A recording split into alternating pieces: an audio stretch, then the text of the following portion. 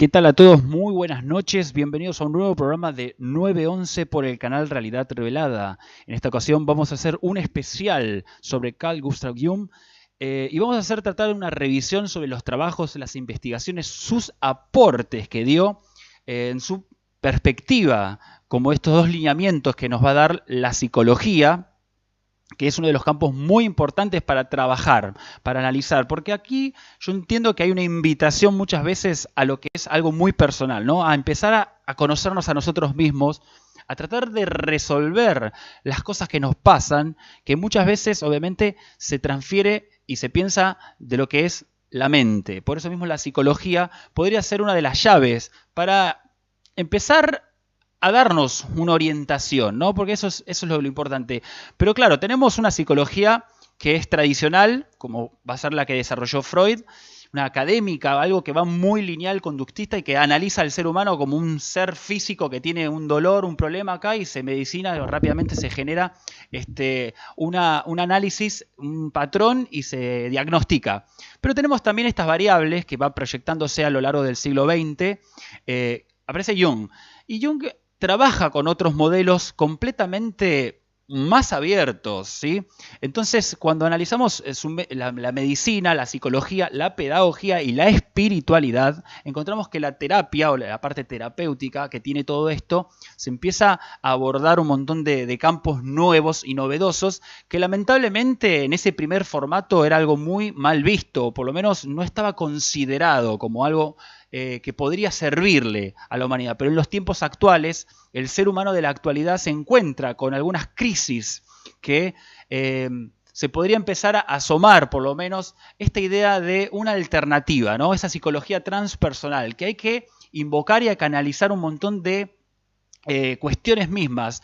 La observación de los conflictos y problemas mentales de las personas, o sea, es un campo increíble, porque ahí tenemos que ver cómo funciona. Y el conocer y explicar la naturaleza del ser humano es fundamental y lo más intuitivo que tendríamos que tener, por lo menos, pero a veces necesitamos justamente, porque uno solo no lo puede hacer, y necesitamos a personas que también estén un poco a una perspectiva más alejado, como alguien que nos puede analizar y no está condicionado con nuestro pensamiento porque somos esa construcción social. También tenemos un montón de agregados que están muy relacionados al programa pasado, que estamos hablando de esa idea de la psicología gnóstica que buscaba un despertar de conciencia con nuevas aplicaciones totalmente diferentes que vienen de la espiritualidad, el acercamiento a la espiritualidad y diferenciarnos también de ese ser solamente animal, material. Entonces, eso es lo importante que vamos a ir viendo. Entonces, acá vamos a presentar un par de variables en todo lo que fue su trabajo, un poco en su biografía, su historia, y vamos a ir analizando. Para eso entonces también dejo paso, voy a ceder la palabra, vamos a saber correr, le vamos a dar paso como siempre, ya un clásico, a Juan Pablo Todaro, que nos va a dar también un índice, un hincapié, por lo menos por dónde lo va a abordar él, ¿no? Juan. Bueno, ¿qué tal? Buenas noches para todos. Muchas gracias por estar ahí del otro lado como todos los jueves. Y hoy tenemos un personaje muy especial que vamos a estar trabajando. Yo voy a decir que es un personaje que la primera vez que oí hablar de él fue cuando estaba mirando la tapa de un disco, ya que ocupa el 7º lugar de la izquierda de la fila superior de uno de mis discos preferidos, que es Sgt. Pepper. Ahí aparece por primera vez la imagen de Jung en mi vida.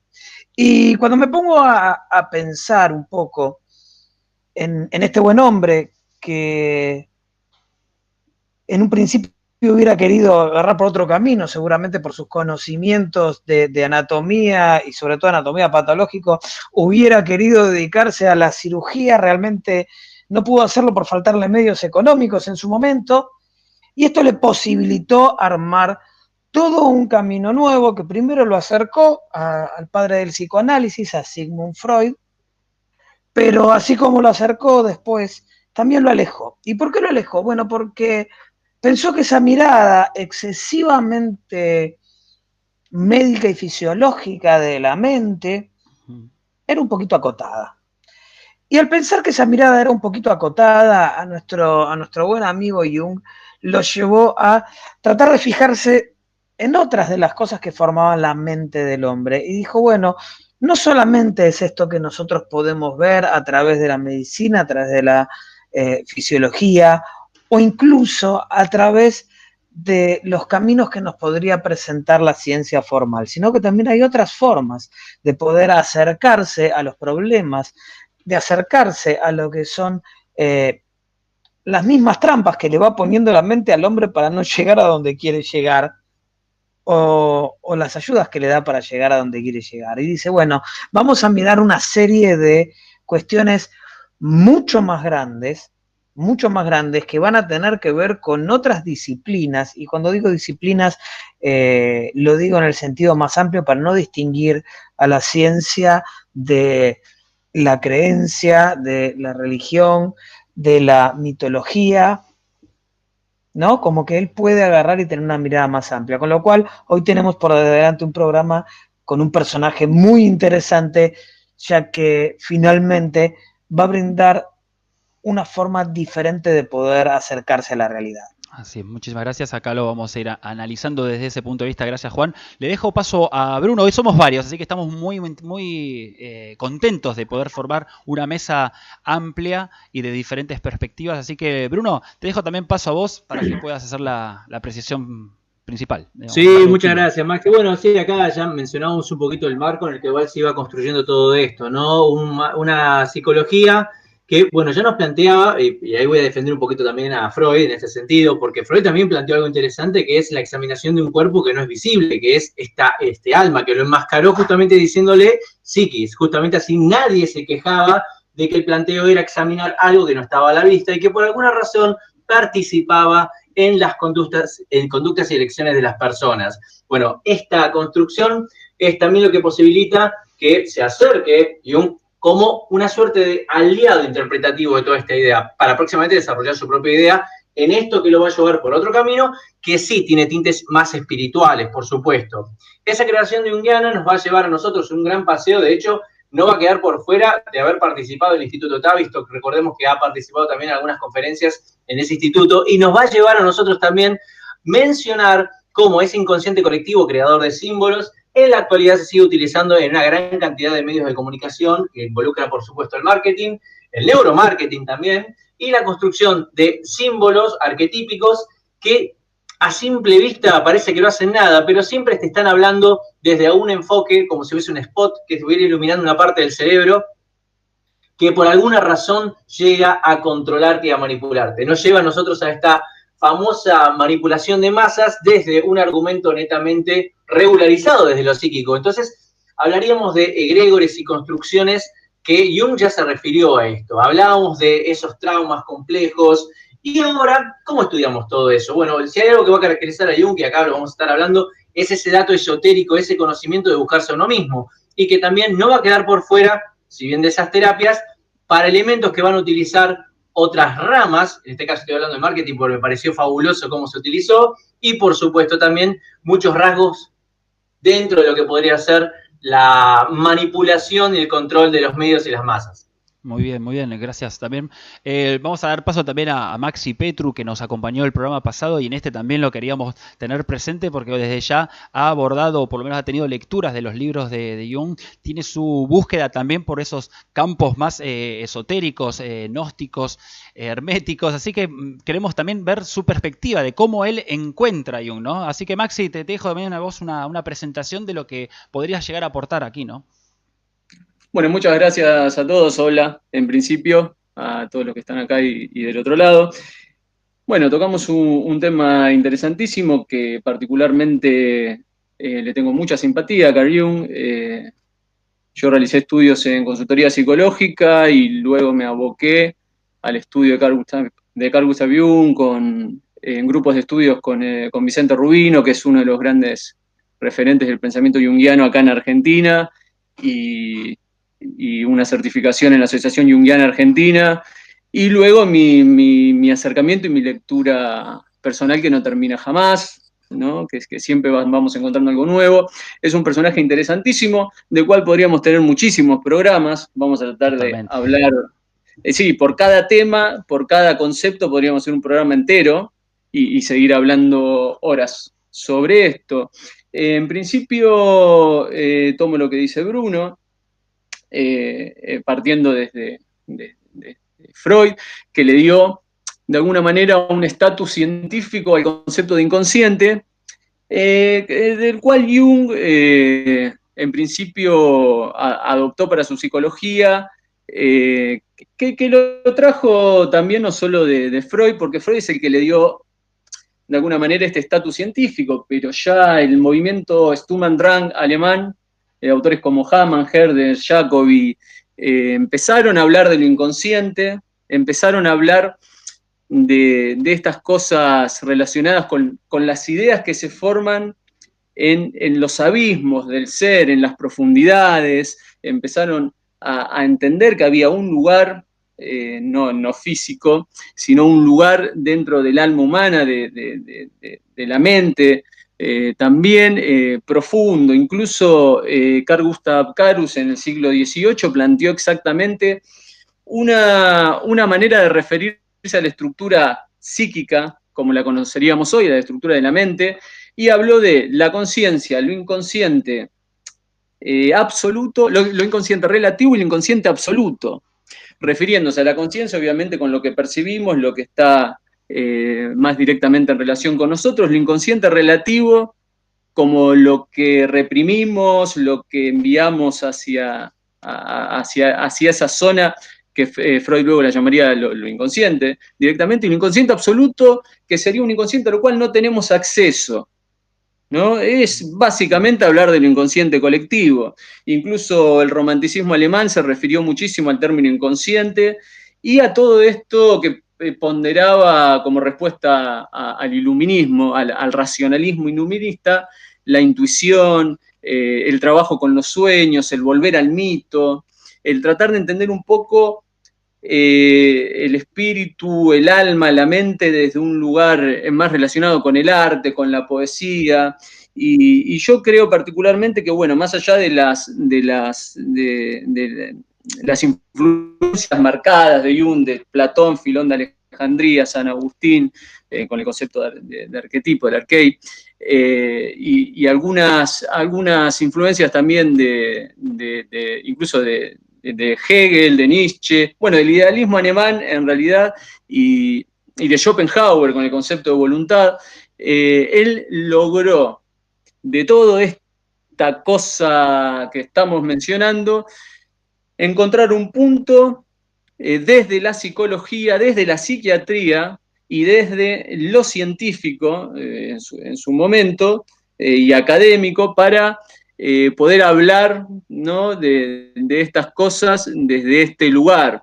Jung siempre, no me quiero hacer muy extenso, cierro con esto, Jung armó su teoría desde lo fenomenológico principalmente, ¿no? Si bien él tiene todo este marco teórico en el cual está versado en estos temas y en estos autores, él vio que surgían imágenes, sueños, delirios de pacientes psicóticos, en los cuales empezaban a aparecer temas comunes, imágenes comunes, historias míticas comunes, y empezó a entender que había algo que estaba por detrás y por debajo de todo eso, que de alguna manera marcaba una suerte de patrón de comportamiento psíquico.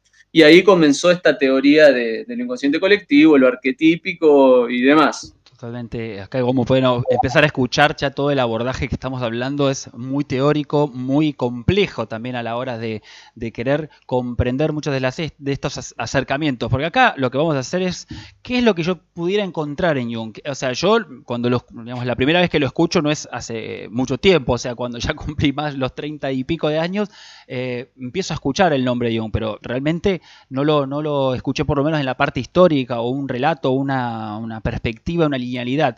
Pero necesitamos también una parte práctica de esto, ¿no? Tenemos muchas palabras, muchas complejidades, por eso mismo, para armar un rompecabezas entre toda esta mesa, tenemos a Víctor Di Girolamo, que él es terapeuta holístico y quien también practica en esta idea de cómo fomentar y cómo encontrar, como diciendo, cómo aplico esto en mi vida. Así que, bueno, te damos la bienvenida, Víctor, gracias por participar y, bueno, también que nos digas vos esta introducción que estamos haciendo para ir formando ya la imagen de Jung, ¿no? ¿Qué tal? ¿Cómo le va? Buenas noches a todos. Bueno, mirá, yo voy a hablar de Jung porque él arrancó, una de las cosas que hizo, tratando de conocer la psique del ser humano, el alma, a través de los símbolos y a través de disciplinas como la astrología, la numerología, el tarot, ¿sí?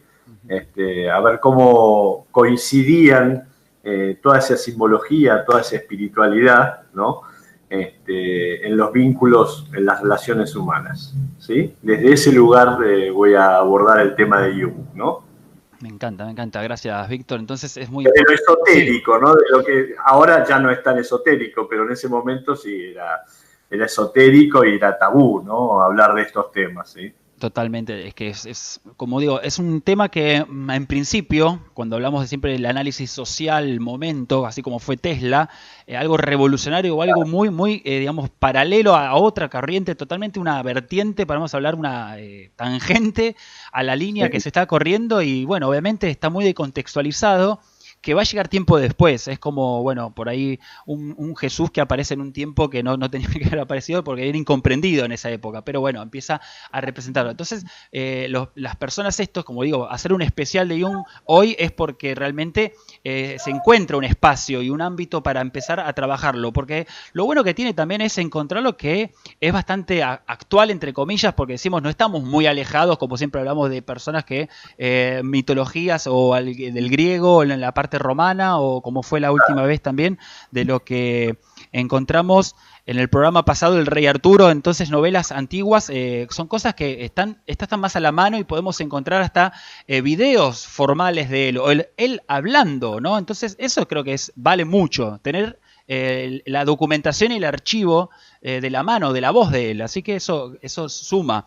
Y para hacer ese acercamiento le quería dar paso un poco ya a la idea de la biografía, que Juan Pablo nos puede siempre dar una orientación histórica de él, cómo él se encuentra con muchas de las cosas en base al trabajo, también en el periodo, ¿no? Así que, Juan, lo que puedas aportar acá para empezar a hacer el comienzo ya del programa formal, porque hay que darle un marco más directo a esto. Así que hablamos un poco de la biografía de Jung, ¿no?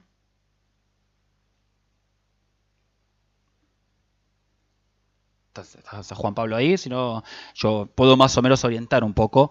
Sé cuándo nació, cuándo murió. Juan, ¿estás ahí? Si no, también continuamos, lo perdimos, pero yo no quiero mover mucho los cronogramas, ¿eh? A ver, espérame. ¿Está Juan Pablo? Ah, no, Juan Pablo no está. ¿Por qué no me avisan que se cayó Juan Pablo? Bueno, en esta parte, bueno, vamos a tratar de ubicarlo para lo que es la perspectiva de esto. Como decimos, un poco en lo que él busca es empezar a transcribir un poco los conocimientos de la medicina, un poco de la parte de la filosofía que empezaba a encararse, ¿no? Los nuevos lineamientos de una nueva forma de pensar, estas corrientes de pensamiento que el siglo XX va a dar siempre. Yo lo hablo por el lado de la música, por ejemplo, pero también entramos con este complemento de la psicología y la observación, que también podríamos decir que con la idea de la ley de la relatividad también empieza a expandir el campo de observación. No se queda solamente con lo concreto, con lo que se es observable y que los sentidos perciben.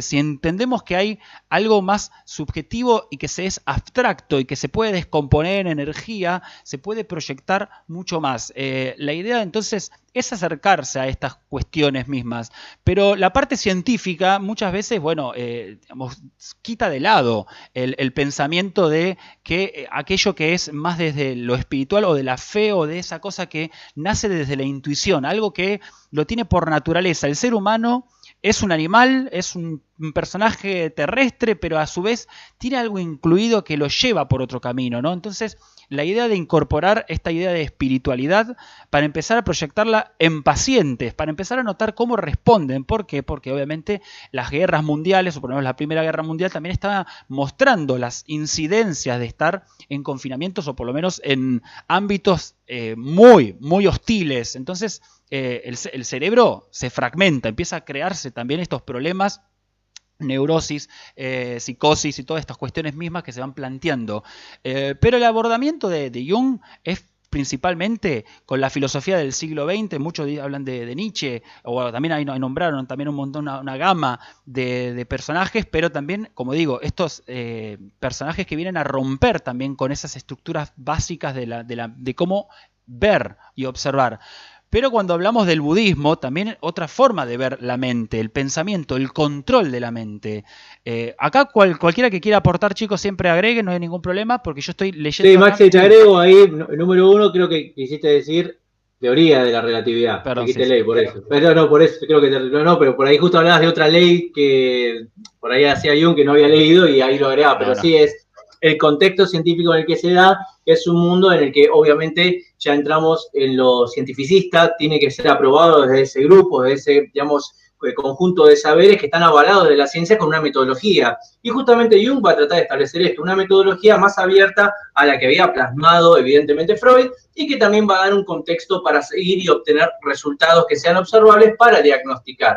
En ese servicio, digamos, que empieza a ofrecer, Jung va a notar que estos personajes que estás nombrando, justamente estas víctimas, todas estas personas volvían con traumas. Esos traumas también provocaban lo que se entendíamos como expresiones que eran casi, digamos, irrecuperables para lo que podría ser la sociedad. Entonces van a surgir en este contexto una gran cantidad de lo que vamos a denominar como asilos o por lo menos loqueros para dar tratamiento a toda esta nueva generación que va a crecer con las famosas, tal vez, guerras y el periodo de los crecimientos de población más importante digamos, de todo lo que tiene que ver con el mundo. Recordemos que ya estamos hablando de guerras que se llevan a cabo no cuerpo a cuerpo, sino ya netamente casi a las distancias. Y bueno, va a ser bastante importante en el contexto que se empieza a formar Carl Gustav Jung, porque nos va a permitir a nosotros, como mencionaste vos, este tipo lo podés ver dando conferencias, aparece y todo. Ese dato que tenemos más cerca también nos plasma un siglo XX ya plagado con todos estos avances tecnológicos y la nueva psiquis del ser humano en esta población.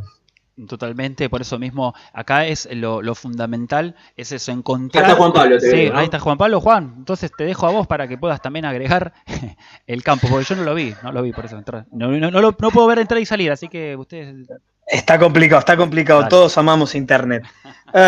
Bueno, vamos a tratar de pensar que este buen hombre se empieza a formar en el último cuarto del siglo XIX. ¿Qué pasaba en el último cuarto del siglo XIX? Estamos en plena etapa del imperialismo y como plena etapa del imperialismo lo que nosotros vamos a tener son ciertas corrientes intelectuales que van a estar formando a las personas de la época y podríamos hasta decir que el amigo Jung viene a contrapelo de muchas de esas corrientes que se están formando. Si nosotros miramos lo que vamos a estar teniendo es, sobre todas las cosas, una corriente profundamente materialista, derivada, por supuesto, de nuestro buen amigo Carlos Marx, y que va a tratar de ligarse, sobre todo en los ámbitos más académicos, a una cierta mirada acerca de las ciencias muy ligadas a la ilustración positivista.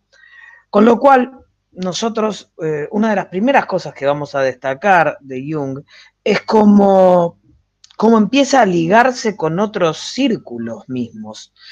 Y esto tiene que ver con muchas de las cosas que él va viendo y le van interesando precisamente en ese momento de auge del imperialismo. Recordemos que el imperialismo va a estar hasta 1914, que va a ser el surgimiento de la Primera Guerra Mundial. Jung ve esas nuevas sociedades que están descubriendo, que están trayendo, pero a él no le interesa ese motivo de dominio, sino que él tiene un interés mucho más, si ustedes quieren, antropológico y arqueológico. Y ahí es cuando él empieza a mirar a estas nuevas sociedades que van a empezar a hacerse presentes y que empieza a canalizar una de sus antiguas aficiones, como había sido la arqueología, y empieza a pensar también en términos simbólicos y mitológicos. Con lo cual, lo que estamos viendo que ese tiempo, ese momento histórico, que tiraba a la gente hacia un, si quieren ustedes, hacia un positivismo decimonónico, a Jung lo facilita a pensar en otro tipo de cosas. Y tiene relación con muchos de los intelectuales de esa época que lo ayudan a pensar todo eso. Por ejemplo, es muy conocida la amistad de Jung con Franz Boas, que es uno de los creadores de la antropología y la arqueología norteamericana, ¿sí? Y muchos de los que van a venir después también van a basarse en esta idea de Jung. Por lo tanto, fíjense ustedes cómo a esa misma época que estaba formando gente de una determinada manera le permitió a Jung reaccionar y llevarlo hacia otro espacio, ¿no? Totalmente, en ese caso, en un contexto. Maxi Petru, te quería más o menos a ver si nos podés sondear un poco cuando hablamos acá, yo por lo menos lo quise poner, de estas ideas de los saberes perennes en las escuelas iniciáticas, esa idea de incorporar estas vistas un poco más, como decimos, herméticas, simbólicas y esotéricas. Entonces, ¿cómo se manifiesta mucho en el trabajo de él la representación de estas ideas? Bueno, alquimia, astrología, tarot y metafísica, ¿no? Bien, sí, para poder hablar de eso voy a tener que hacer una pequeña mención sobre sí, lo que puedo aportar. cómo consideraba Jung a la estructura de la psique, ¿no? Jung consideraba que la psique se dividía en, podríamos decir, 3 estratos, ¿no? Que son lo consciente, que es, bueno, lo que es directamente accesible, cuyo núcleo es el yo, y uno de sus contenidos es la máscara, que es el arquetipo de la persona, que sirve, de alguna manera cumple la función de relación con el medio, para decirlo someramente. Luego el inconsciente personal, que es lo que postuló Freud, que es el estrato conformado por los contenidos psíquicos que están olvidados o reprimidos, ¿no? Pero para Jung tenía una función compensadora esto, que compensaba a la conciencia. Y los contenidos de este inconsciente de este estrato del inconsciente son los complejos, ¿no? El complejo es un término que es muy importante en la obra de Jung, porque vamos a entenderlo en principio al complejo como, para luego poder hablar de los egregores y demás, al complejo como una red de tonalidad afectiva que atrae representaciones, ¿no? Y que se van pegando de alguna manera, orbitando sobre esa red. Y luego tenemos al inconsciente colectivo, y acá nos metemos en el tema que mencionaste, que el inconsciente colectivo sería el estrato más profundo de la psique, y tiene una naturaleza universal. Ya no es lo inconsciente personal, no es lo que yo reprimí, las percepciones que siguieron de largo, digamos, y llegaron a mi psique, pero no quedaron en lo consciente, sino que es un inconsciente, un estrato del inconsciente universal. Esto ya lo había mencionado Freud en algún momento con lo que él llamó restos arcaicos, ¿no? Él encontró algo así. Y cuyos contenidos son los arquetipos. Acá un paréntesis, a mí me gusta mucho la definición de inconsciente transpersonal más que colectivo. Creo que lo explica mejor, que no es el inconsciente de la persona en sí misma. No sé si tanto como lo menciona Stanislav Grof, pero el término transpersonal me resulta más atractivo. ¿Y qué son los arquetipos? Los arquetipos son, según Jung, patrones genéricos de la especie humana, ¿no? Sería a la psique lo que a los somáticos serían los instintos, ¿no? No sé si voy bien y si estoy siendo claro con lo que digo, porque son muchos conceptos. Sí. Lo arquetípico se encuentra en los niveles más profundos de la psique. Jung no se refirió en su obra, al menos en su obra académica, a cuál era el origen de lo arquetípico, de estos patrones de simbolización, patrones de comportamiento psíquico. Él no se refirió a cuáles eran sus orígenes porque no le correspondía como psiquiatra, pero sí pudo percibir, por ejemplo, que los sueños, las imágenes que ilustraban los pacientes, las fantasías, había temas e imágenes que se repetían. Y él, con sus conocimientos que luego empezó a profundizar aún más sobre mitología, sobre simbolismo, sobre alquimia, también sobre astrología y tarot, que hago también un paréntesis, no sé exactamente cuánto conocimiento tenía Jung del tarot. Él lo mencionó en una conferencia. Él mencionó que el tarot podría estar simbolizando las etapas de transformación de la energía psíquica en el proceso de individuación. No habló mucho más del tarot. Sí fue Sally Nichols, una junguiana, quien profundizó sobre ese tema desde su óptica. Entonces, están estos símbolos arquetípicos que aparecen en tradiciones religiosas de la antigüedad, en tradiciones esotéricas, incluso en organizaciones de las sociedades primitivas. Ahí es cuando hay un momento en el que Jung habla de lo que él dice, la personalidad número 1, personalidad número 2, lo llamó en un momento, y luego en el libro rojo él habló del espíritu de este tiempo y el espíritu de profundidad, entendiendo que en la vida psíquica, ¿no?, y en la vida del alma universal, en lo humano, al menos, hay como dos corrientes que van paralelas, ¿no?, que son parte de lo mismo, que tienen que ver con el espíritu de este tiempo, que sería los niveles de conciencia que alcanzamos hasta el día de hoy, que desarrolló lo humano, y bueno, las organizaciones en comunidad y demás que practicamos hoy en día, y el espíritu de profundidad, donde había una suerte de memoria arcaica, que Jung entendía que se transmitía genéticamente. En esto encontramos estos símbolos arquetípicos, ¿no?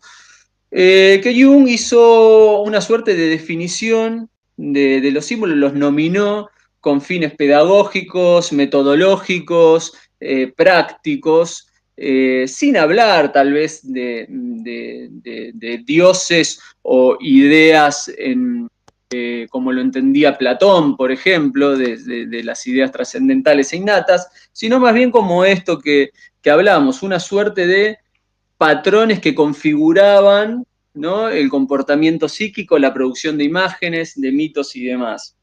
No sé si quieren hablar alguien más. No, sí, por eso vamos. Yo por lo menos estaba haciendo la... Sí. Al menos, o quieren que los mencione yo, o eso No, si alguien... primero queríamos desarrollar porque obviamente tenemos acá planteado un poco lo que es la investigación en base a dónde se ubicó. Después obviamente vamos a desarrollar, por lo menos a mí las que más me interesaron en los arquetipos es la sombra y la idea del personaje, ¿no? Cómo uno se tiene que mostrar adelante de las personas con una máscara porque tiene que también actuar. Es un rol que corre a nivel psicológico porque tenés que obviamente fingir muchas veces para ser aceptado, para ser parte. Pero yo quería preguntarle ahora a Víctor, ¿no? Porque él con la parte de la psicología transpersonal, esta idea de conocer, explicar la naturaleza del ser humano y si tiene un poco relación esa construcción social que todo ser humano es desde que nace en un ámbito familiar, después un ámbito social, porque están las tradiciones, los acuerdos, las educaciones, los mandatos. Entonces, ¿cómo lo pone en perspectiva la psicología transpersonal en eso? Bueno, linda pregunta. No, si no, es no, lo que vos puedas también. No, sigamos. Por favor. La psicología transpersonal. Bueno, yo te iba a hablar de la influencia de la astrología, porque de ahí viene, para Jung, ¿sí? Él fue el primero que introdujo la astrología en el psicoanálisis, ¿sí? Para Jung, en la astrología estaban condensados todos los conocimientos de la psicología de la antigüedad, ¿sí? Sí. Eso, a los 12 planetas, a los 12 signos, los llamó, de ahí llamó a los arquetipos, ¿sí? Que los arquetipos, como bien lo definió Maxier, son patrones o modelos, imágenes del universo, ¿no? Que están en el inconsciente colectivo. Ahora te contesto la pregunta que me hiciste.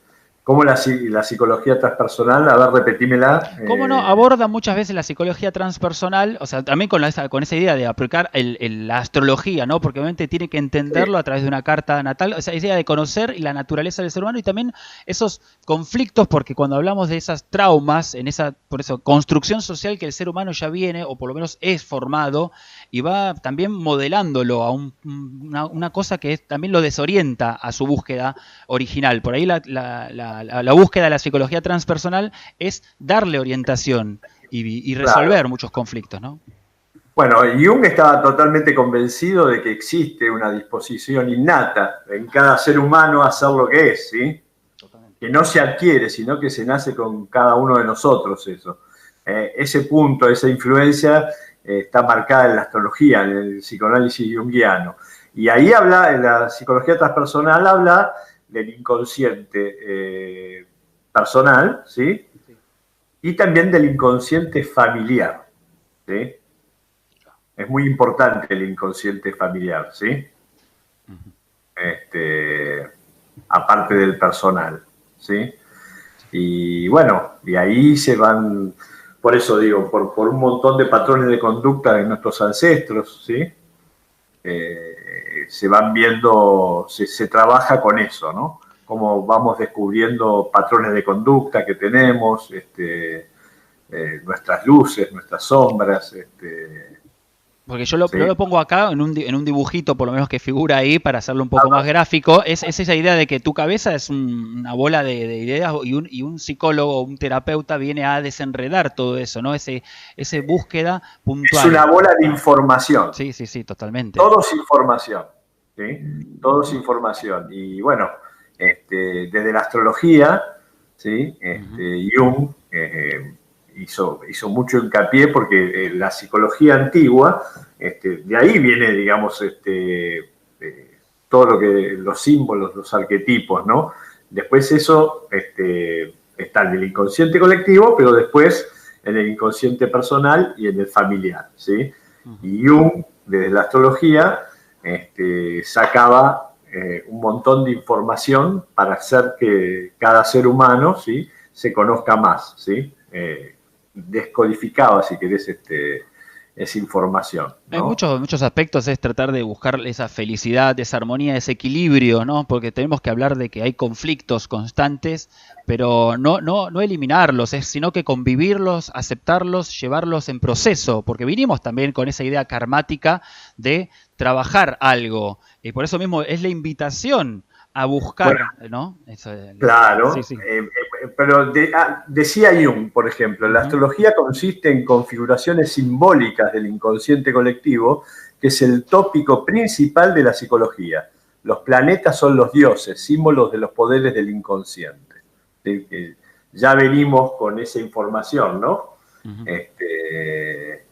Y bueno, y él la aplicó, como te lo decía antes de que empezara el programa, él la aplicó en las relaciones humanas, en los vínculos, en el padre, en la madre, ¿sí?, en el arquetipo del ánima, del animus, en las compatibilidades. Y va armando un rompecabezas también para empezar a darle un poco la dirección, o por lo menos ayudarle a aquella persona que necesita o está viniendo a buscar o pedir un poco la ayuda y la orientación, que muchas veces tiene esa función, ¿no? Como digo, porque pensarlo como uno mismo es medio que no es neutro o no es equilibrado o arbitrar. Un árbitro que sabe ser justo consigo mismo, porque no puedes verte a vos mismo, entonces necesitas que otro te diga más o menos lo que no podés ver vos mismo, ¿no? Porque estás condicionado también con tu pensamiento. Exactamente. Digamos, yo hago hincapié en este programa en desarrollar lo astrológico, ¿no? Claro. Que planteó Jung. Él creó el concepto de lo que es la sincronicidad, por ejemplo. ¿Sí? Sí, es uno de los campos muy interesantes para trabajar, como que digamos, es buscar las ideas de que las casualidades, todo eso siempre tienen un significado, es que se van proyectando porque vos tenías que haber vivido ese momento, ¿no? Entonces... Claro. Él, por ejemplo, el postulado que él le da presencia a la astrología en el psicoanálisis, ¿sí?, la sincronicidad, en la teoría de Jung, ¿sí? Totalmente. Y sabés que todo lo que es sincronicidad se refiere a sucesos que generan una coincidencia, ¿sí? Claro. Se encuentran, ocurren al mismo tiempo, pero están aparentemente desconectados entre sí. Y bueno, todo eso, por eso te lo dije al principio en el programa, cuando me presentaste, que Jung le dio mucha importancia a la disciplina de la astrología, porque fue la primera, digamos, la psicología de la antigüedad era esa, ¿sí? Se manejaba por los símbolos, por los arquetipos, sobre todo por los símbolos, ¿no? Que eran los dioses, los planetas. Y en este caso... Y de ahí él, bueno, un fenómeno, empezó a hacer lo que se llama en astrología, las cartas comparadas, por ejemplo, de las parejas, ¿sí? Se llama sinastría, ¿no? Sí. Y veía la información, los puntos donde coincidían, donde eran compatibles, donde no, ¿sí? Y esa información ayudaba a la pareja a crecer, a evolucionar, ¿sí? Totalmente. Quería preguntarle, bueno, no sé si por ahí Juan Pablo nos puede dar, porque la idea es, Jung tuvo la posibilidad de viajar por el mundo, entonces pudo lograr observar también de manera práctica y vivencial el mundo con sus mitos. Eso también es una parte muy importante, porque me parece que interesante, creo que Juan lo podría desarrollar, la idea de la mitología, en el sentido de que hay conexiones, hay similitudes. O sea, el ser humano antiguo y el ser humano actual tiene conceptos y muy personales que lo hacen siempre igual. O sea, las necesidades del ser humano, tanto primitivo como el actual, son iguales. La psicología mucho no cambió. Lo que cambió fueron los contextos, pero tienen los mismos problemas en sí. O sea, tiene que defenderse. Y aparte, la idea de la psicología evolutiva, cuando hablamos de la psicología de un bebé, de un infante, o por lo menos un adolescente, un adulto y un anciano, tienen también sus complementos, que se repite el patrón, ¿no? Y la idea de los rituales, toda la observación misma, en eso le dio la posibilidad de generar también una especie de tesis. No sé si, Juan, podrías agregarlo, o cualquiera que también. Sí, claro. Fíjate vos qué interesante esto, ¿no? Cuando nosotros estamos hablando ahora de los arquetipos, que como bien dijeron, son representaciones del inconsciente colectivo, y que expresan simbólicamente procesos psíquicos propios de la condición humana, la manifestación de estos arquetipos están en concordancia con el tiempo histórico en el cual suceden. Con lo cual, entonces vos me podrías decir, entonces los mitos hoy en día no tienen ningún sentido. ¿Por qué? Y bueno, porque el mito del hilo de Ariadna, ¿sí? Que es uno de los que más me gusta, es de hace un montón de años, y hoy en día, ¿quién demonio va a andar poniendo a hacer un laberinto? Y además, ¿quién puede pensar que con un piolín simplemente puedo saber cómo salir de ese laberinto? Y sin embargo, Jung nos va a decir que en realidad ese lenguaje propio de los mitos, de las leyendas, es el mismo pensamiento que, opuesto al pensamiento dirigido, es el que está presente en los sueños.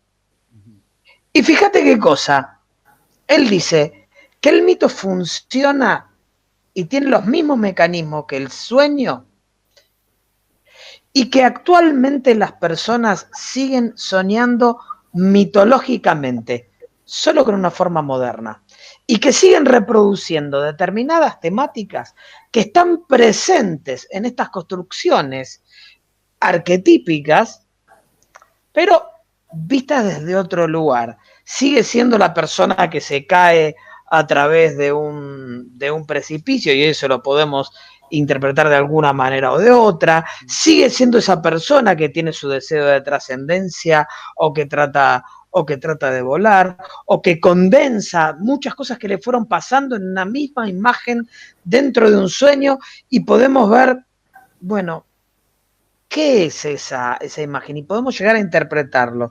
De hecho, ese conocimiento mítico que aparece en los sueños, para Jung, es una forma de conocimiento intuitivo que no solamente va a estar presente ahí, sino que además va a ser el que va a permitir, entre otras cosas, por ejemplo, la producción artística. Que nosotros podamos elevarnos de eso concreto y poder llevar otra cosa. En cierto modo va a decir, guarda que esto que nosotros estamos pensando simplemente como una dimensión mítica, no lo es tanto. De hecho, dice que para que ese mito se pueda propagar tiene que ser útil también. Y no es útil no en el sentido materialista o en el sentido más liberal del tema, sino en realidad él está diciendo que tiene que expresar algo que pueda llegar a lograr, como decía recién Víctor, esta sincronicidad, ¿no? Estas cosas que parece que pasan casualidad en un lado y en el otro, y en realidad no, bueno, tienen algún motivo, tienen precisamente, como estábamos diciendo, alguna especie de hilo de Ariadna que los está sosteniendo.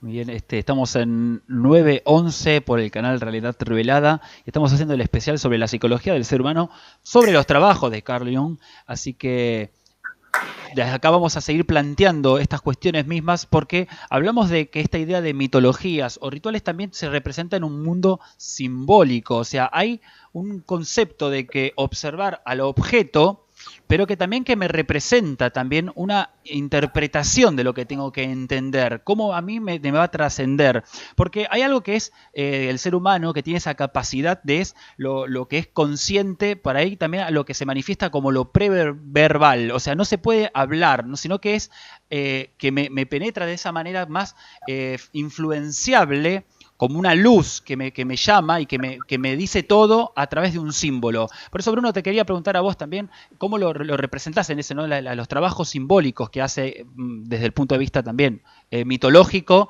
y también cómo él encuentra los arquetipos, ¿no? Sí, Maxi, pero antes voy a agregar un poco todos los comentarios que venía escuchando del panel y que efectivamente hacen referencia a esto. Una serendipia, uno podría decir, un descubrimiento o hallazgo afortunado, valioso e inesperado, que se produce de manera accidental o casual cuando se está buscando una cosa distinta. Evidentemente todo está conectado de alguna forma y en esa sincronicidad voy a ir a esto que mencionaba Víctor al principio, 12 planetas, volvemos de nuevo a los 12 discípulos, a la mesa redonda del rey Arturo. Estamos hablando de una historia siempre repetida, y Juan también lo vuelve a mencionar, estos arquetipos que construyen cuentos o historias que tienen que ser necesarias para la sociedad de turno y del momento. ¿Por qué? Porque tienen que aportar algo, nos tienen que dar una reflexión. Y Juan mencionaba, ¿por qué seguimos soñando siempre que nos caemos? ¿Por qué soñamos siempre que volamos? ¿Por qué soñamos que caemos en un acantilado? ¿Por qué la repetición constante de sueños que todo el mundo son diferentes personas, pero tendemos casi al desarrollar la misma situación? Entonces, uno sueña con una marejada gigantesca de mares que se mueven, siente que está flotando en el mar, siente que se hunde, que se ahoga.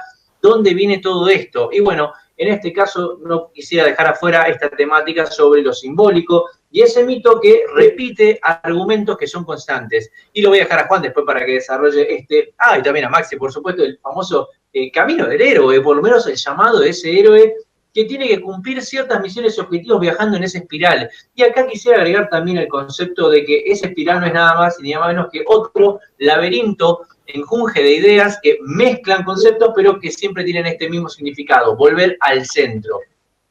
Un viaje que parte y que obviamente empezamos a retomar hilos que podrían decirse que nos conducen nuevamente a un centro, pero ahora sí, nosotros modificados y renaciendo desde el mismo lugar, pero mutados. Y me voy de nuevo a esta cuestión de quiénes son los que nos llaman, quiénes producen estos movimientos, y ahí hablamos de esas energías que son estos planetas nada más y nada menos que en su propio magnetismo nos proceden a nosotros a llamarnos. Habíamos hablado justamente de la gnosis del programa anterior acerca de cómo sentíamos un pequeño vacío que tiene que ser completado por algo. Tal vez somos como esos agujeros negros consumiendo toda la luz que se pueda para transformarla de alguna manera o por lo menos alimentarnos de la misma. Y nos lleva de nuevo al otro arquetipo que siempre es una constante, que es la sombra, ese concepto de oscuridad que está con el ser humano y que es permanente y que no puede ser desplazado, que convive plenamente con él. Interesante de eso es que Jung nos va a decir que no podemos hacer nada sin esa sombra, y que literalmente esa sombra es la que nos esclaviza y la que nos guarda también la gran mayoría de nuestros secretos. Por eso se hablaba también de esas máscaras, esas construcciones que hacemos para pertenecer a la sociedad, puesto de que de lo contrario no podríamos tampoco adaptarnos. Freud lo menciona esto, de hecho, como neurosis. De hecho, la neurosis no es nada más ni nada menos que algo que no podemos expresar, y cuando no lo puedes expresar porque justamente sería negativo o comprometería un poco tu situación con el resto, automáticamente generas una neurosis. Esto puede ser incluso un rasgo artístico. Muchas veces decís, bueno, como no puedo expresar mi malestar, no puedo gritar porque no me dejan, no puedo llorar, ¿qué hago? Compongo música. La gran mayoría de los artistas, si hay algo que los tiene coincididos, es una etapa de dolor muy, pero muy marcada, que justamente lo que hacen, como diría justamente también Jung estudiando a los alquimistas, mutar y transmutar ese plomo que se ha recibido y modificándolo. Como vemos, Jung toma muchos de estos viajes, una gran cantidad de variedades de expresiones de las poblaciones, pero siempre vuelve a lo mismo. Todos tienen que transformar ese material, esa experiencia, para retomarla a la sociedad y desarrollar así un inconsciente colectivo, una cantidad de información que es concordante y circulante con el resto de las personas y que de alguna forma está conectada. Y eso que parece una coincidencia y una casualidad no es nada más ni nada menos que algo que está conectado en una sincronicidad que por momentos parece apabullante e increíble, pero ahí está. No, totalmente.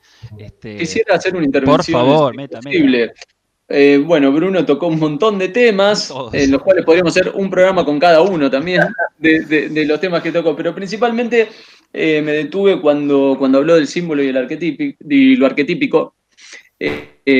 Y claro, el arquetipo siendo una hipótesis, ¿no? No hay manera de conocer directamente al arquetipo, no hay manera de un acceso a la esencia del arquetipo. Por lo tanto, el arquetipo se manifiesta y de alguna manera se eleva por los estratos de la psique, ¿no? Por los diversos estratos de la mente, a través de representaciones, a través de símbolos, que pueden ser símbolos individuales, ¿no? Que serían los símbolos más directos, ¿no? Y más personales. Habría que hacer una suerte de definición de lo que es un símbolo según Jung, que sería algo así como una unidad de sentido entre dos polos, uno que está manifiesto y otro que queda oculto, ¿no? Que pertenece a esta parte profunda de la psique. Entonces tenemos que el arquetipo y sus representaciones se realizan a través de símbolos individuales o colectivos.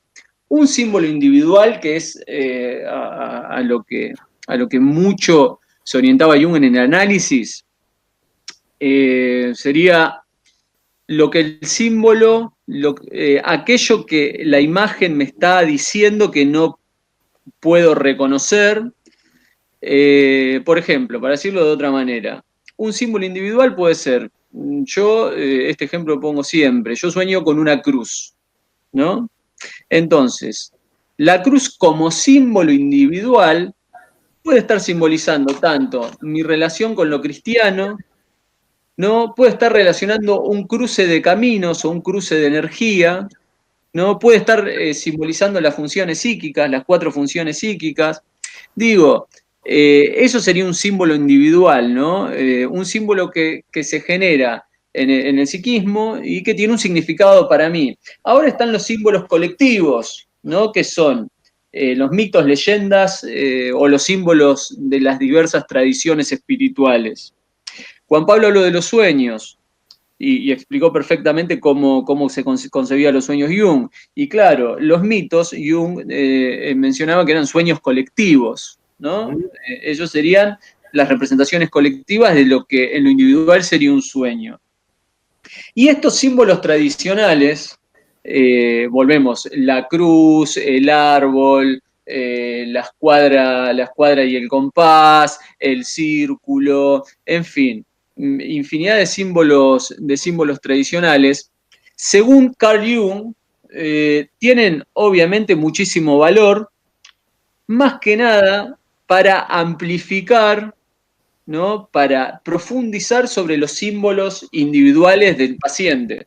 Porque entendamos que Jung, su teoría era una teoría psicológico-terapéutica, ¿verdad? Todo estaba orientado a acompañar al paciente en su proceso de individuación.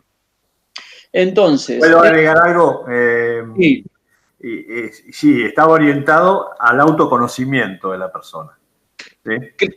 Claro, al autoconocimiento para lograr el acercamiento, el mejor acercamiento al sí mismo, que justamente de De eso se trataba el proceso de individuación, que Bruno lo graficó con el mito del héroe, que es el mito del héroe no es otra cosa que el advenimiento de la conciencia simbolizado mitológicamente. Entonces, los símbolos tradicionales, según Jung, eran símbolos que tenían gran valor, pero que estaban de alguna manera muy deliberadamente trabajados, ¿no? Entonces nosotros tenemos que en una orden iniciática, quizás uno de sus símbolos sea el cáliz, ¿no? Y que de alguna manera está deliberadamente colocado el cáliz ahí. No es un símbolo espontáneo, como puede ser la cruz que yo sueño, pero sí es un símbolo que en algún momento fue espontáneo, pero que a través de los siglos tradicionalmente se fue trabajando deliberadamente con ese símbolo, que llega más a significar que a simbolizar, ¿no?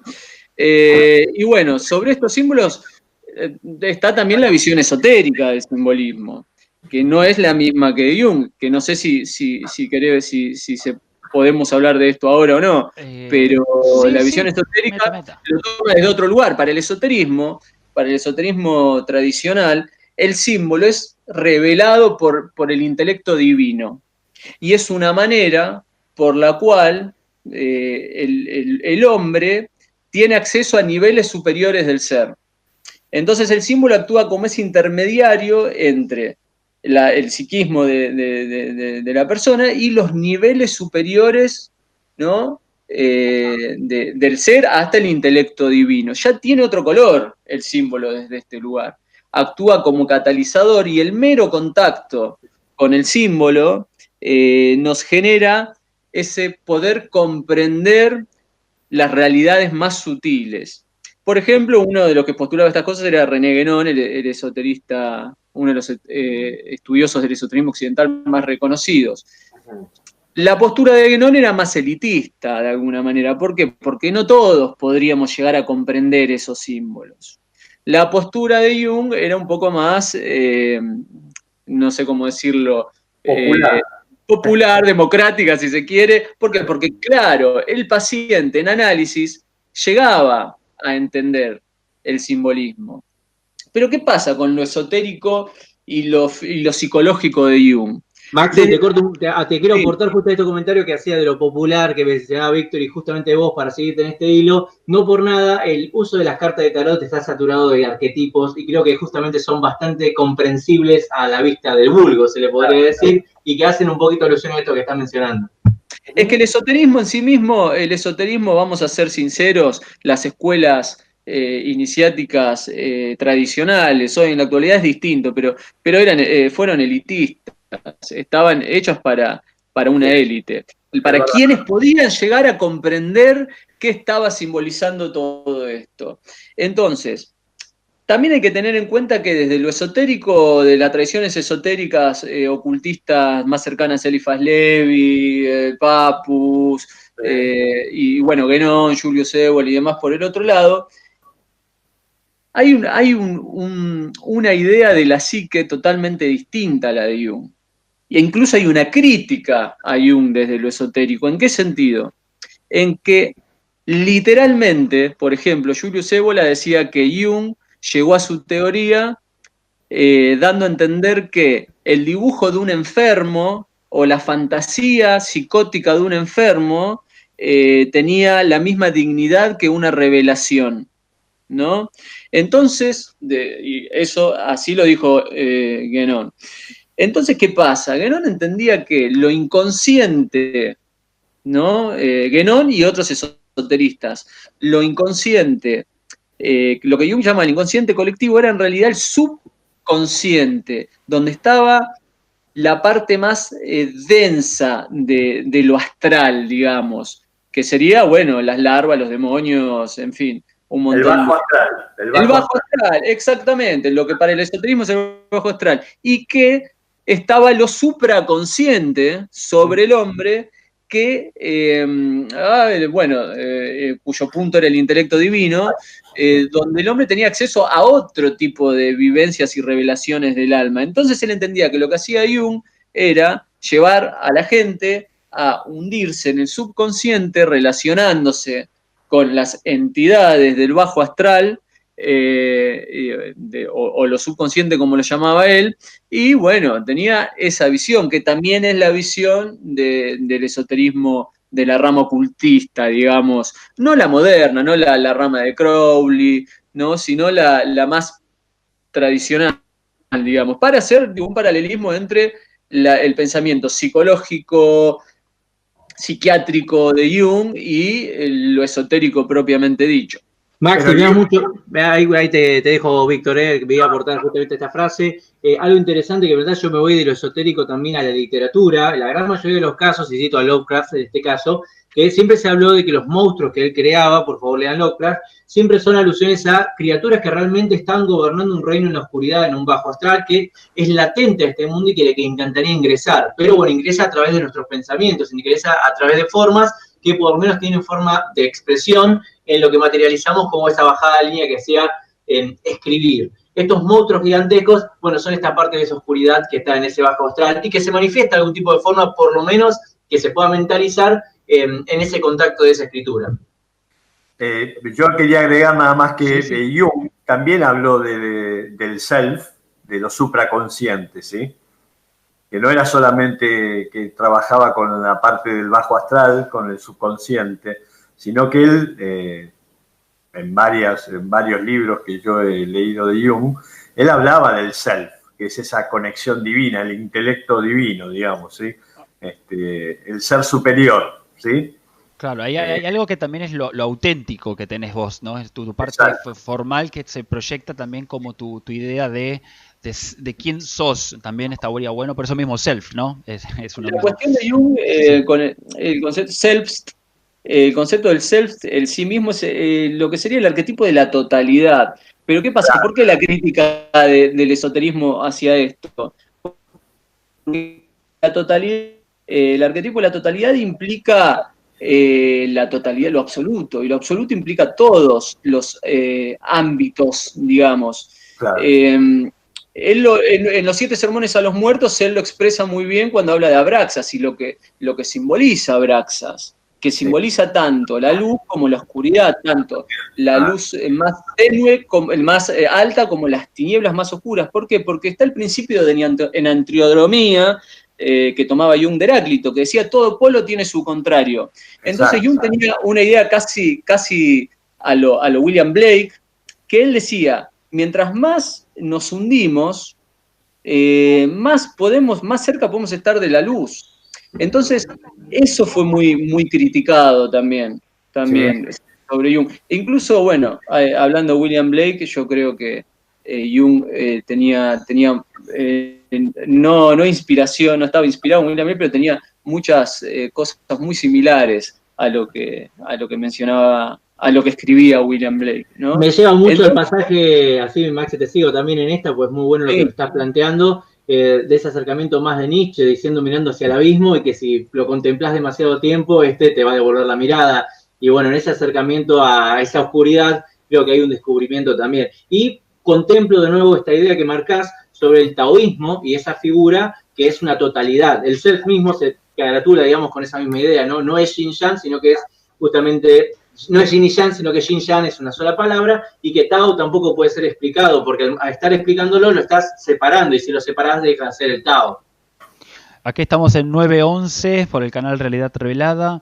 Estamos haciendo todo un especial sobre Carl Gustav Jung en todo lo que es el trabajo de su psicología, su filosofía y su aplicación. Cuando hablamos de todo esto que ustedes están escuchando, en sí todo esto es buscar un precepto para poder explicar y conocer al ser humano. Tenemos que resolver conflictos muy personales por cada persona y tenemos que empezar a entender que había como tratados o visiones que empezaron a desarrollar un pensamiento hacia dónde podrían inclinarse. Lo que pasa es que muchas veces están como borrados esa línea de donde decía, pero ¿qué me serviría saber esto para aplicarlo en mis problemas, ¿no? Entonces habría que encontrar estas cualidades, pero como son extremadamente complejas, hay que tratar de bajarlo a una pedagogía, a una explicación mucho más formal, más sencilla, como digamos de lo profano a lo sagrado, pero estamos hablando de esa, cuando acá lo dijeron de individuación,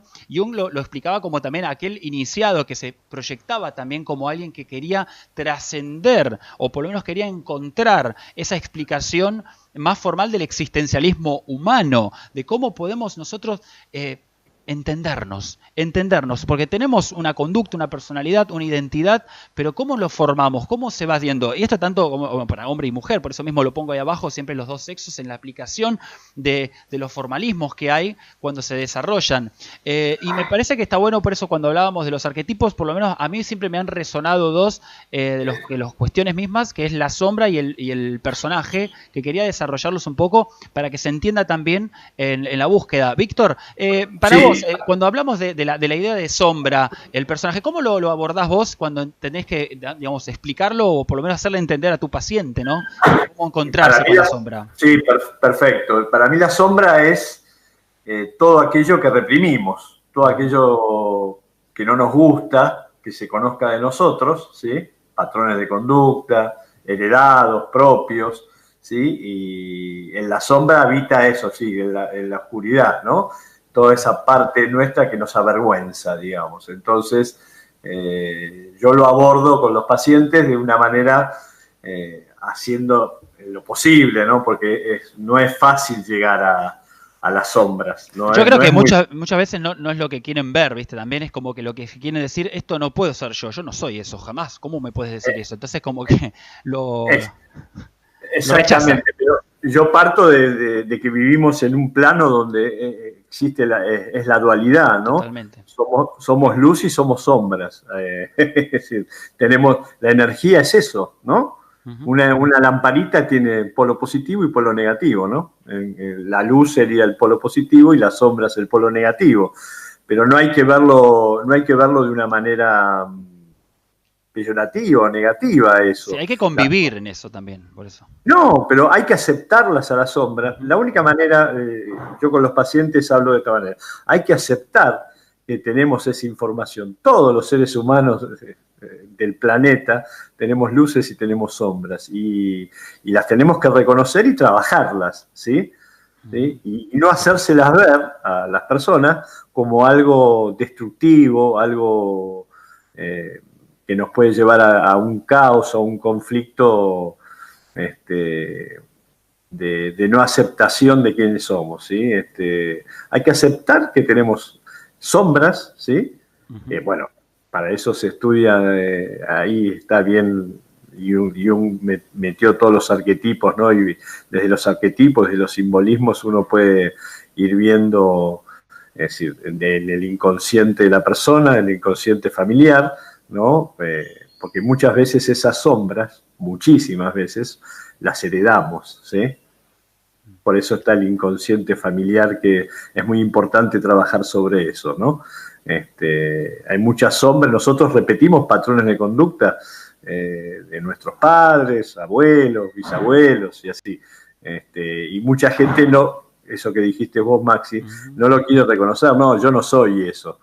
Sí, vos sos eso. Sos eso también. Sí. Sos lo positivo y sos lo negativo. Y bueno, había una práctica que por lo menos yo lo puse acá como un método amplificado para encontrar en ese inconsciente. ¿Cómo puedes decirlo? Bueno, entonces lo que se hacía, por lo menos Jung lo que procesaba era, formaba palabras, ¿no? Hipnosis, ¿no? Hipnosis, sí, pero no, eran, como decía, una listado de palabras y la otra persona, o sea, la que estaba haciendo la terapia, tenía que responder lo primero que le venía. Y obviamente estaba conectado también a ciertos estímulos por máquinas, entonces veía cómo reaccionaba a cuestiones mismas de palabras diferentes. Entonces, para cada persona, en verdad, representan ciertos miedos, ciertas angustias. Entonces, claro, notaba que se proyectaba un inconsciente, porque obviamente la persona lo rechazaba, como diciendo, no tengo miedo a eso. Pero por detrás, algo se proyectaba. Era alguien que hablaba, una segunda persona que hablaba, que se decía, obviamente, por otro manifiesto. Sí.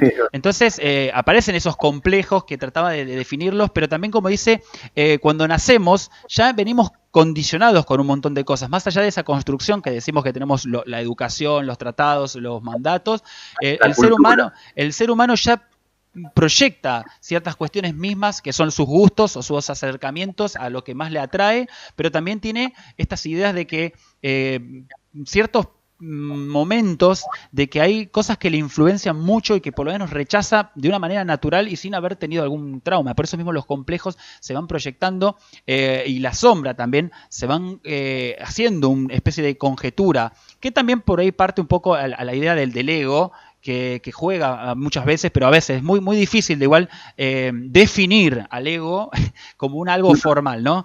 Quisiera hacer un aporte, Maxi. Sí, por favor, lo que quieras. Acá hay algo que quería aportar, ¿no? En principio no podríamos decir que el complejo es malo, ¿no? Porque a veces se utiliza la palabra complejo como algo malo. El complejo es una red de tonalidad afectiva que tiene un centro arquetípico que de alguna manera atrae representaciones, ¿no? Entonces no es malo, es cómo funciona la psique, cómo funciona el inconsciente personal al menos, y cómo se manifiesta el arquetipo en el inconsciente personal. O sea, el complejo materno en realidad son las representaciones a través del arquetipo de la gran madre que uno tiene de la madre carnal, de la patria, en fin. Entonces, no es algo malo. Ahora, depende cómo esté tramitado ese complejo, cómo esté incorporado e integrado. Y segundo, que la sombra no es mala de por sí. Incluso hay aspectos luminosos en la sombra, aunque suene paradójico, que vuelve a esto, ¿no? Siempre está esta cosa dual jugando en la teoría de Jung. Por ejemplo, Maxi, socialmente quizás vos tenés aptitudes para la música, pero ¿qué pasa? Quizás tuviste una educación en la cual te digan, mirá, la música no te va a llevar para ningún lado, la sociedad está mal visto el músico, te vas a convertir en un hippie, vos tenés que ser, no sé, esto que lo otro. Entonces, tal vez ¿estás analizando? No, lo digo porque sos músico. No. Estás muy cerca. Entonces, esa aptitud musical que vos tenías de chiquito, quizás que si más o menos aparecía, te la comiste, la reprimiste. Entonces, vos te convertiste en un exitoso contador, ¿no? ¿Y qué pasa? Vos tu máscara, tu persona, ¿no? Que es como es ese aspecto con el cual vos negociás con el mundo, porque digo, si no existiera la persona sería un sistema cerrado la psique y explotaría en cualquier momento.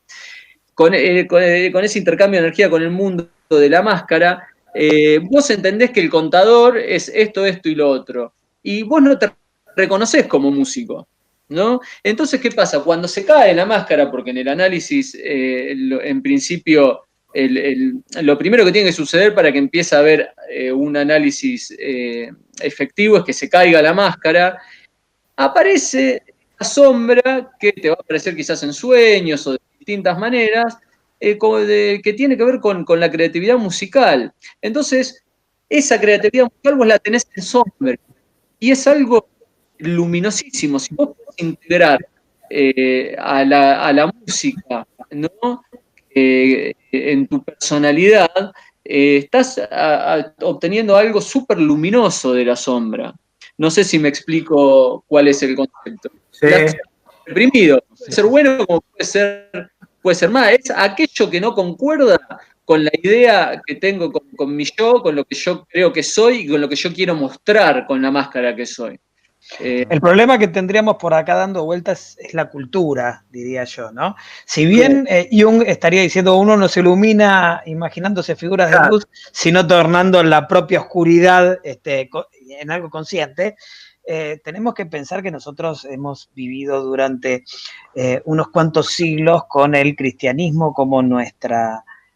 digamos, como la proa de lo que es esta sociedad en la que vivimos. Entonces se ha hecho una identificación entre lo luminoso como lo bueno y lo oscuro como lo malo. Claro. Con lo cual, corresponde poder romper también con siglos y siglos de tradición para poder pensar en esto. Yo hace un ratito Maxi Petro había sostenido esta idea de que por ahí ciertas tradiciones de lo esotérico o de lo oculto habían sido un poco elitistas en su momento y que quizá hoy no, pero no podían llegar a todo el mundo. Y es cierto, por ahí para poder tener este tipo de interpretaciones había que tener cuando menos la posibilidad de estar alfabetizado.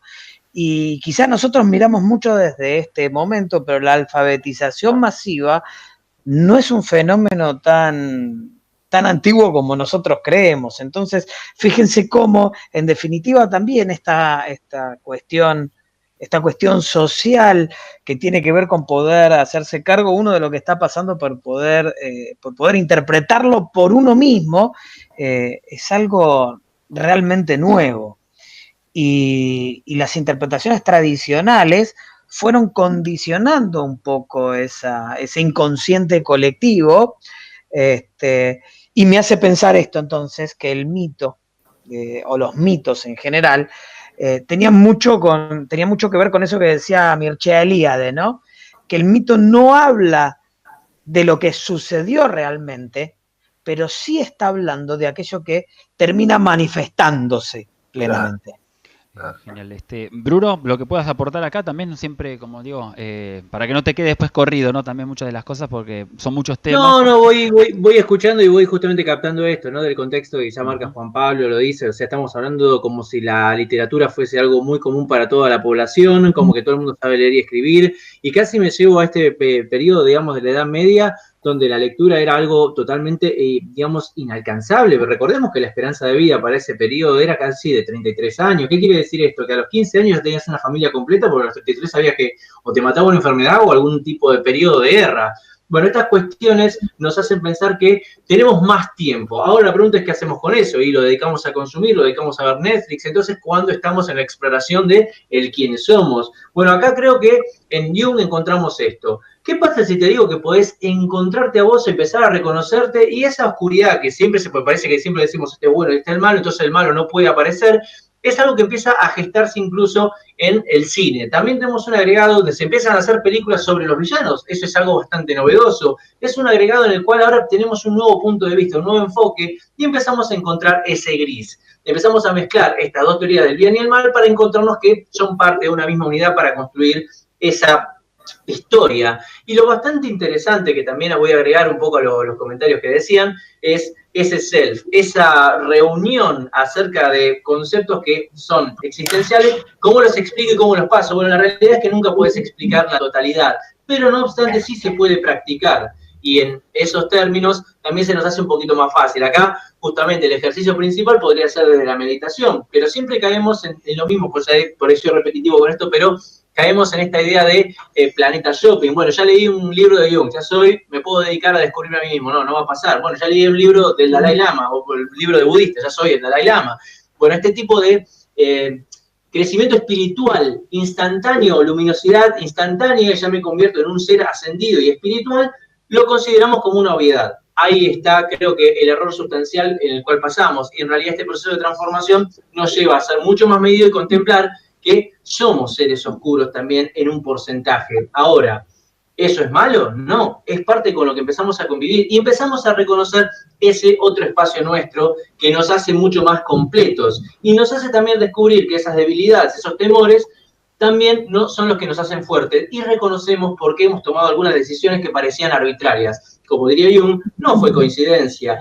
La gran mayoría de las, digamos, estímulos que has recibido no eran nada más ni nada menos que esos símbolos hablándote desde esa oscuridad. ¿Por qué? Porque no lo habías considerado. En el momento en que empezás a iluminar un poquito eso, en que te vas al Averno, uno podía citar a Dante en este caso, y otra vez bajar todos esos pisos, y te vas al último de todo y encontrás un lugar frío y gélido que es la mentira, y ahí, bueno, empezás a notarte todo lo que está de más de vos. Y bueno, te metes un poquito de Estigia, te quemás un poco, y lo que sale es lo único que no puede quemar el infierno, que va a ser esa pepita dorada, que bueno, nada más ni nada menos que ese alma que entiende todo, pero ahora mucho más purificada para regresar de nuevo a un aspecto más visible. Estamos en 911 por el canal Realidad Revelada, estamos haciendo entonces el especial de Jung, estamos entrando ya a los últimos conceptos que vamos a tratar de orientar. Es un acercamiento siempre para el proyectarlo, como dijimos, en un video de 1 hora y media, 2 horas, no se puede abordar todo lo que realmente proyecta, o por lo menos trata de mostrar el conocimiento y las enseñanzas que tienen de toda bueno, los tratados, perdón, sí, los mismos, las investigaciones que ha proyectado, dijimos que también, bueno, él trae mucho de los que son acercamientos a las filosofías orientales, mucho budismo, hinduismo, tenía mucho acercamiento con los digamos, personajes o las personas más representativas, ahí Krishnamurti, todas estas cuestiones mismas que el siglo XX los va a traer, va a ser también las charlas y representaciones con los nuevos libros de esta digamos, occidentalización oriental para jugar. Pero el problema es que hay una entrevista que le hacen a Jung en 1941, ¿no? Y que le proyectan un poco el problema del hombre moderno. Entonces se presenta el progreso, como proyectando, diciendo el progreso. Así, estamos mejorando como sociedad, esto como el ser humano está teniendo, o sea, en 1941 estamos hablando de plena Segunda Guerra Mundial y ya estamos en un proceso muy complejo de lo que es esa parte europea, pero él lo analiza y dice que realmente el ser humano se ha perdido, se ha desorientado y se ha vuelto más ignorante porque ha perdido también las cuestiones mismas que es el acercamiento a esas ideas rituales que tenía el proceso de concientización del ser humano, cuando siempre digo, es entenderse, pero desde una manera más natural o un proceso más de una conexión con lo espiritual. Y lo tecnológico y lo materialista había, digamos, fragmentado, o por lo menos así, digamos, nublado totalmente ese concepto de esa cercanía. Por eso mismo el sufrimiento que proyecta también y los conflictos y los problemas mentales del siglo XX, por lo menos ahora estamos hablando a mitad del siglo XX, que se va a desarrollar en los próximos contextos, después post Segunda Guerra Mundial, con todas estas ideas de la contracultura y todo el desconformismo que hay por la misma, porque no saben a dónde orientar y todo es sufrimiento y nada los satisface.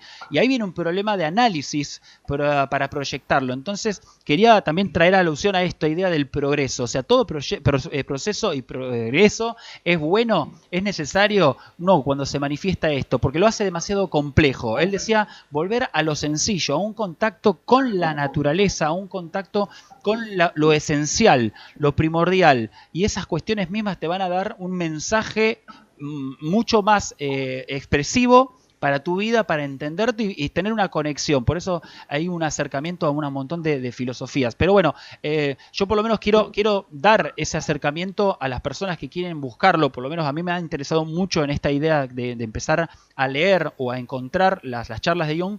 Yo diría eso, buscar cómo él manifestaba la idea de cómo yo como persona me pongo en práctica, cómo me inicio a buscar algunas preguntas, unas respuestas a esas preguntas que yo tengo, ¿no? Entonces por lo menos quiero dejar eso. Lo dejo a Juan Pablo también que diga lo que vos dirías a una persona para decir ¿por qué tengo que acercarme a Jung? No sé si lo podrás dar, a cada uno le voy a preguntar lo mismo, así que vayan pensando.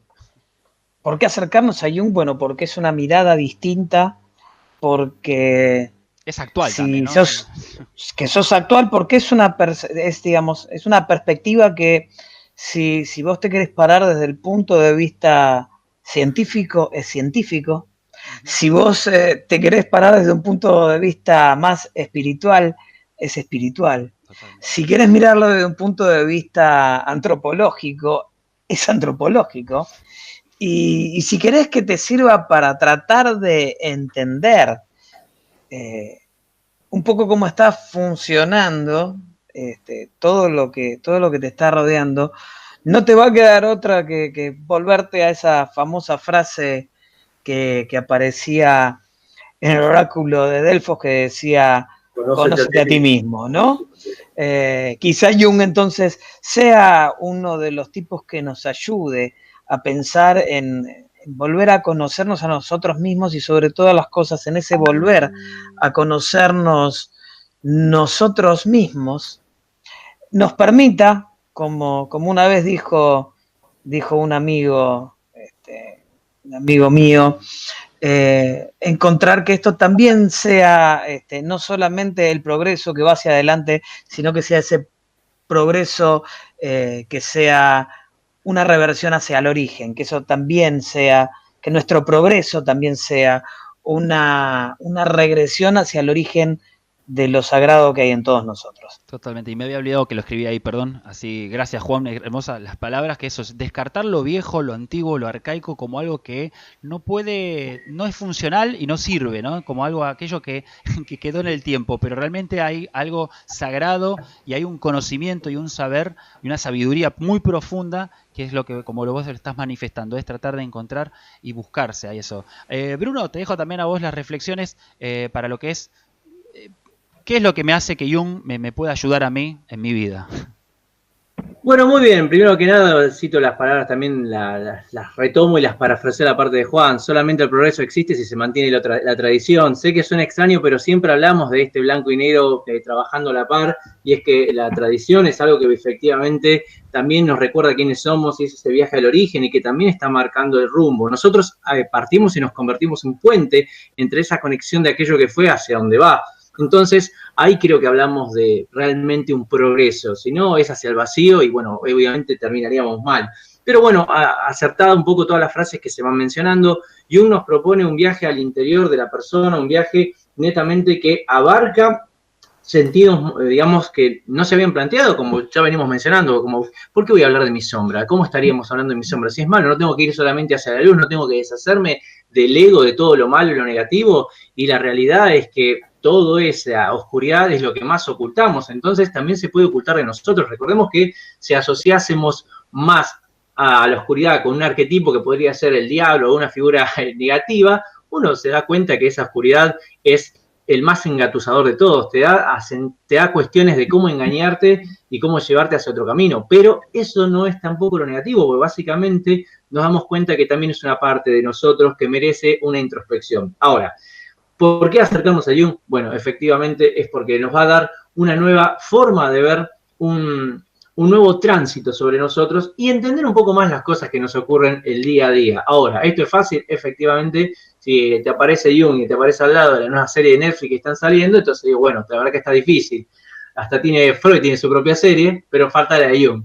Bien, pensado de esa forma, yo creo que hay una lucha bastante interesante entre ese conocimiento propio cuando ya haces una especie de tope. Cuando ya tocaste fondo, creo que empezás con estos libros junguianos, empezás con esas transformaciones y empezás a darte cuenta que ese camino que te completa, bueno, siempre estuvo disponible. Pero citando a Jung, no hay casualidades, hay una cuestión de sincronicidad que te va a llevar al mismo. Yo creo que Jung se define por eso, porque todos los caminos terminan conduciendo a él, quieras o no quieras, en las cuestiones que involucran esto.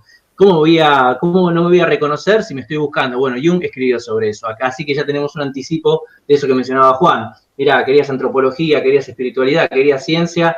Creo que él termina por reunir y aunar todos estos conceptos para hacer un poquito más fácil esta búsqueda espiritual, psicológica, arquetípica, lo que quieran. Él lo hace posible. Muchísimas gracias. Maxi, Petru, te dejo también a vos que nos puedas ofrecer lo que vos consideres adecuado. Bien, ¿estás seguro? ¿Hasta qué hora dura el programa? No, está bien. Es un chiste. Antes que hablar de por qué Jung, una pequeñísima aporte en cuanto al self y al sí mismo. Obviamente, el acercarse al sí mismo es acercarse lo máximo posible a tu ser único e irrepetible, ¿no? En lo que no hay dos personas iguales en el mundo, dos humanos iguales. Pero ¿qué pasa? Hay algo interesante que decía Mary-Louise Wenfrance, una de las discípulas con mayúscula de Jung, que decía que es la meta del análisis junguiano y es lo esperable, salvo que ese ser, ese sí mismo, esa originalidad de la persona sea peligrosa para sí y para otros. Entonces ahí no había que ir al sí mismo, había que trabajar más sobre la máscara, más sobre la adaptación. Y voy a salir en defensa de Netflix y de la serie de Sinner, donde en la tercera temporada se ve un poco el arquetipo de la sombra en general, bueno, y un poco esto del sí mismo, y el por qué en no todos los casos es preferible dirigirse hacia el sí mismo. Yo pienso que un poco la teoría de Jung tiene que ver con que no todo lo bueno es bueno para todos, y no todo lo malo es malo para todos, sino que las particularidades son lo que guían de alguna manera el camino. Y ahora sí, ¿por qué Jung? ¿Por qué acudir a Jung? Porque justo, perdón que te moleste, Maxi, pero me habías dicho antes de empezar el programa la idea que también me pareció muy importante, la reflexión que es, Jung no pidió que sigan, digamos, su trayecto como una escuela, ¿no? Que haya escuelas junguianas o filosofía junguiana, sino que es más una búsqueda desde otro campo, ¿no? Eso me pareció interesante marcarlo también. Sí, absolutamente. Y a esto iba. ¿Por qué Jung? En realidad puede ser Jung como no puede ser Jung. Es un paradigma interesante, es una visión interesante de la vida. Es una linda manera, además de lo psicológico en sí mismo, y de la terapia psicológica, es una buena manera de conectarse un poco con la antropología de lo sagrado, con la relación del humano con lo sagrado. Y además Jung es un autor de su tiempo, ¿no? Realista en muchos sentidos. Se lo integró al movimiento de la New Age cuando en realidad estaba bastante lejos de eso, pero es una manera de acercarse a lo espiritual, que Jung lo llamaría lo luminoso, ¿no? De acercarse a esta vivencia de la totalidad y de lo espiritual, desde un lugar que se mantiene en el centro entre lo que él llamó en un momento el espíritu de profundidad y el espíritu de este tiempo, ¿no? Sin acudir quizás a lo que se podría entender desde la obra de Jung, que puedan llegar a ser posturas impostadas, ¿no? Como querer negar los niveles de conciencia a los que llegamos. O sea, nosotros sabemos, si bien no somos físicos, cuestiones de la física que explican muchas cosas, cuestiones científicas que explican muchísimas cosas, y aunque quisiéramos negarla adrede para tratar de llegar a esa vivencia espiritual, no podemos negarlas, porque inconscientemente las tenemos. Por lo tanto, él propuso una vía por la cual vivir la espiritualidad de manera realista y en el medio, digamos, entre el espíritu de la profundidad y el espíritu de este tiempo. Muchas gracias. Víctor, te dejamos a vos las últimas palabras que nos puedes agregar. Lo que dijo Juan Pablo, Bruno, Maxi, Petrum, fantástico. No sé, yo voy a agregar esto. Para mí Jung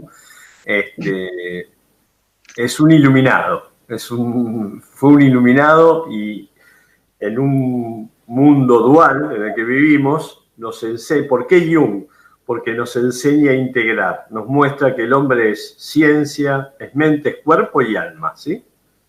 Y que somos seres espirituales haciendo una experiencia humana, ¿sí?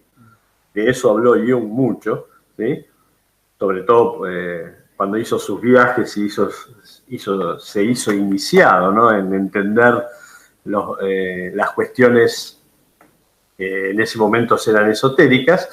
¿Y por qué Jung? Porque lo explica fácil, y es una persona que te hace integrar, te hace ver que sos una sola cosa, no estás dividido, ¿sí? Sos cuerpo, mente y alma. Simplemente por eso. Desde la psicología yo creo que es atemporal, ¿sí? Y fantástico. Este hombre bajó mucha información muy interesante y que está al alcance de todos y que nos ayuda al autoconocimiento, como dije antes, a conocernos, ¿sí? A conocer cómo se maneja este universo en el que vivimos y a desandar, a iluminarse, ¿sí? A iluminarse, ¿sí? Siempre aceptando. Era un tipo, por eso digo que era un iluminado, ¿no? Mucha de lo que dijo Jesús, ¿sí? De lo que dijo Jesús, él desde la psicología obviamente lo trasladó, lo manifestó de los patrones de conducta psicológicos, pero no importa. Él no hacía juicios. Esto de que las sombras son negativas o son malas, no hacía juicios. Él sabía que es toda una energía manifestada en un cuerpo, ¿sí? En un cuerpo. Entonces, tanto la luz como la sombra es la misma historia, manifestada de dos maneras diferentes, pero la misma historia. Ahí Juan Pablo dijo una frase de Jung, dice, no, vos no podés fantasear, iluminarte con cosas de luz si no conocés la oscuridad. Y la oscuridad, las sombras, la oscuridad, son muy importantes para la evolución de cada ser humano. Y él lo expresó muy bien, ¿sí? Exacto. Bueno, aquí hicimos entonces el especial sobre Carl Gustav Jung, todo su trabajo sobre lo que es la conducta del ser humano, la psicología, la representación, muchos de los problemas que lo aquejan y tratando de explicarlo, abordando estas temáticas un poco más paralelas al modelo científico, al metodológico, sino que representaba también a estos pensamientos que, bueno, como digo, más espirituales y metafísicos por momentos. Así que, bueno, vamos a cerrar. Esto fue 911 por el canal Realidad Revelada. La semana que viene tenemos la conspiración de la música, el 440 contra el 432. ¿Les parece, chicos, Bruno? Si estamos en eso, si habíamos definido eso, pero creo que sí, estamos así que... Ahí estaremos Maxi, entonces. por favor, sí, está absolutamente.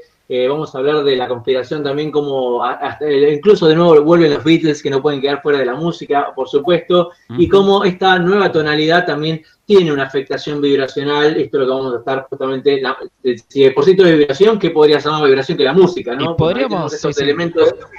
Sí, perdón, porque Carl Gustav Jung cuando trabaja con la parte del Instituto Tavistock, lo podemos relacionar también, que no lo pudimos marcar acá, pero por ahí es ese trabajo de la ingeniería social, del pensamiento, de la rápidamente sí, claro, brevemente, ¿no? La idea es que todos estos estudios arquetípicos, simbólicos, no van a ser el anticipo y la antesala de todo este planteo que veníamos hablando siempre de, che, ¿cómo domino la población? Mira, no te preocupes que el mundo está gobernado por símbolos. Decirles esto que lo van a seguir y no lo van a notar. ¿Cómo que no lo van a notar? Porque justamente hay que estar despierto para esa data. Pero bueno, también esto produce otros fenómenos en la actualidad que este supuesto despertar también es otra parte de estar dormido, como capas dentro del mismo sueño.